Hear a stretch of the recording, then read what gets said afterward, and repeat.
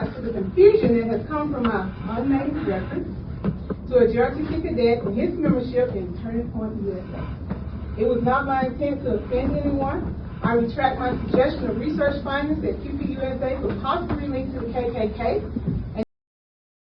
Hey folks, Dale Jackson here for Yellowhammer Now. We need to talk about the situation in Madison City Schools. Bob Jones High School, you have a JROTC instructor, Major Lacey, who has decided it is her job to impart her political brilliance onto the children who are taking her class. Now, during a cultural awareness class, which I don't know why they're teaching this, but whatever, during a cultural awareness class, she decided she wanted to opine on a student organization called Turning Points USA. The national group is Charlie Kirk, and it's young people, college students, and high school students. She incorrectly, and I think maliciously, stated that the vice president of that group locally, the group itself, and basically anyone affiliated with it might be related to white supremacists and the KKK. Now, this is a stupid political opinion, a wrong political opinion, and the wrong place to voice a political opinion, but it happened. Probably shouldn't have happened. And when the student who was named pushed back a little bit and said, you can't be saying stuff like this about students, and the parents complained to the school handled it, said don't do this, and everything was fine. Oh wait, that's exactly what should have happened. Instead, what actually happened is this instructor, instead of getting a talking to by the principal, was handed the complaint with the names of the people who made the complaint, and she decided to fire off a threatening email to them. Here's what that said. Your email was brought to my attention today in which you falsely accused me of using your son blank as an example in my cultural awareness class.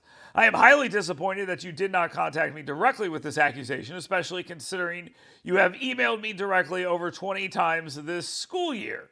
I do not take this accusation lightly, as I work very hard to provide a welcoming and inclusive environment in my classroom.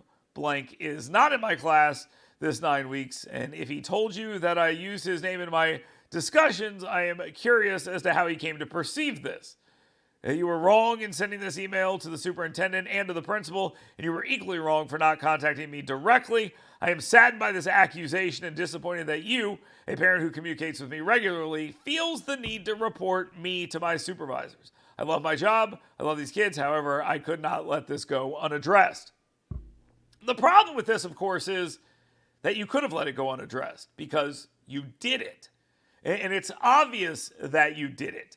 And I don't know why you're trying to hang your hat on something like I didn't say the kid's name or this was a false accusation, because it clearly was not. And we all know that because there is audio of her basically apologizing for doing this before and then doing it again. Listen to this. I apologize for the confusion that has come from my unnamed reference to a JROTC cadet and his membership in Turning Point USA. It was not my intent to offend anyone. I retract my suggestion of research findings that QPUSA could possibly link to the KKK and do not wish for you to judge any student organizations here at educator. I do, however, encourage you to always do your research. Any organization that you're interested in, ensure you're aware of the mission, the purpose, and the belief before joining a club or any organization. Make sure they're aligned with your values, because that organization says a lot about who you are. Okay? Everybody got that? Yes, everybody got that? Okay. That's Now, you regularly hear people say that it's not about the crime, it's about the cover-up. That's the real issue here. Major Lacey decided she was going to do the bare minimum required of her to get beyond this. And after she felt she checked that box, she decided to go right back into the same situation, suggesting that if you don't research whatever group you're considering joining, that will reflect poorly on you. So then she threatens the students and implies once again that the organization they might be a part of might have some nefarious connections. So she learned nothing. So Bob Jones High School, Madison City Schools, what are you going to do about this? Because now it's not only the issue of bringing her stupid, incorrect politics into the classroom, it is now an issue of lying not only to administrators, but to parents, and then going back in and saying, I'm going to do the thing I was told not to do.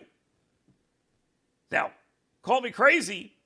I believe we were told that this was not supposed to be happening in Alabama schools, and now we have evidence that it absolutely is. What are you going to do about it? That's the question.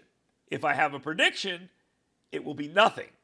The Alabama political press will ignore this as well, but that's not a reason for Madison City Schools to do nothing about this. They need to make a statement, say this was wrong, and point out it won't happen again. I don't think this teacher is going to get fired, although there will be people that call for it and all this other stuff. I'm not suggesting that's necessary. But what you need to do here, and I will accept this as an end result of this, is scare these people into shutting up about this stuff. That's what they need to do. I don't think we're going to change their minds. But I don't care about their politics, their sexual kinks, their hang-ups on gender, who they're in love with, or their racial issues. They're supposed to be teaching the kids. And if it takes fear to force them to actually do their job, I'll take that.